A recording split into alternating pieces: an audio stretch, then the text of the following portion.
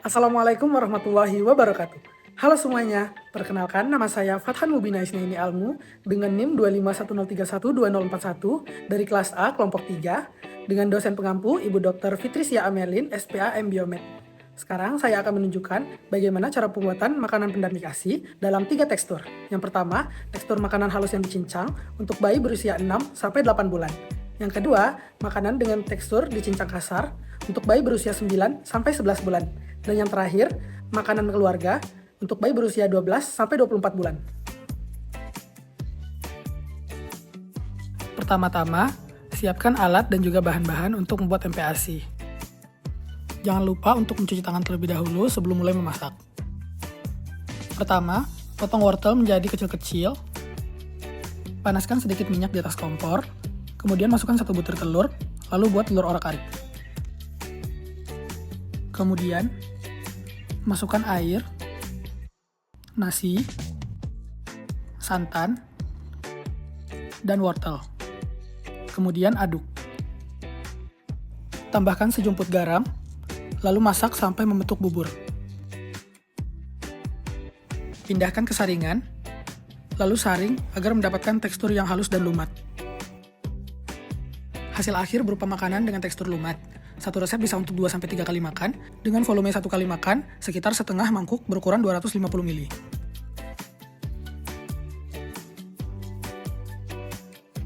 Panaskan minyak, kemudian masukkan ayam dan juga tahu. Lalu tumis. Kemudian masukkan air, nasi, santan, sayur, dan daun salam, serta tambahkan sejumput garam. Lalu masak hingga menjadi bubur. Hasil akhir berupa bubur dengan potongan kasar daging, tahu, dan sayur. Satu resep bisa untuk 1-2 kali makan dengan volume 1 kali makan setengah sampai 3/4 mangkuk berukuran 250 ml.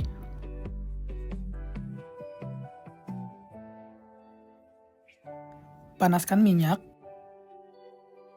Kemudian masukkan daging ayam yang sudah dimarinasi, lalu masak hingga matang.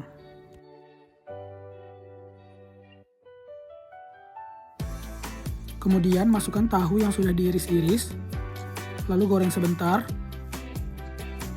lalu angkat dan tiriskan. Di panci yang sama, masukkan kangkung, labu siam, dan wortel, lalu tumis sebentar. Kemudian tambahkan air dan garam sedikit. Setelah matang, pindahkan ke wadah. Kemudian di piring saji, masukkan nasi,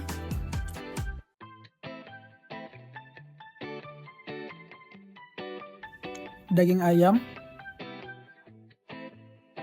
tahu,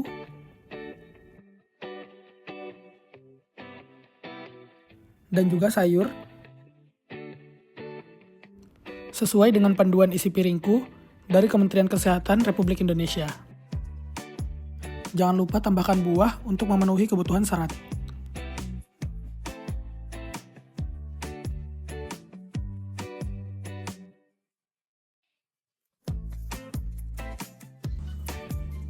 Nah, dalam pemberian makan kepada anak, ada beberapa feeding rules yang harus kita perhatikan. Yang pertama, dari segi jadwal, atur jadwal makanan utama dan makanan selingan kepada anak, yaitu 3 kali makanan utama dan 2 kali makanan selingan atau snack. Kemudian, susu dapat diberikan 2-3 kali dalam sehari.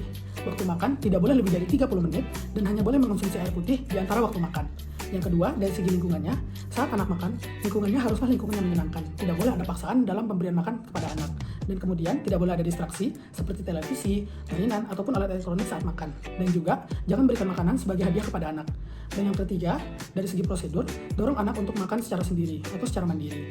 Bila ada tanda-tanda anak tidak ingin makan, seperti menutup mulut, memalingkan kepala, atau menangis, maka tawarkan secara bertahap kepada anak dan secara netral tanpa adanya paksaan. Bila setelah 10-15 menit, anak masih tidak menunjukkan keinginan untuk makan, maka sudahi proses makan tersebut. Selain itu, MPASI harus memenuhi 4 syarat. Yang pertama, tepat waktu, yaitu MPASI harus diberikan setelah selesai ASI eksklusif selama 6 bulan. Yang kedua, adekuat, di mana MPASI harus memenuhi kebutuhan energi, protein, lemak, dan mikronutrien anak. Yang ketiga, aman dan higienis. yaitu proses pembuatan MPASI harus dilakukan dengan cara, bahan, dan alat yang aman serta higienis.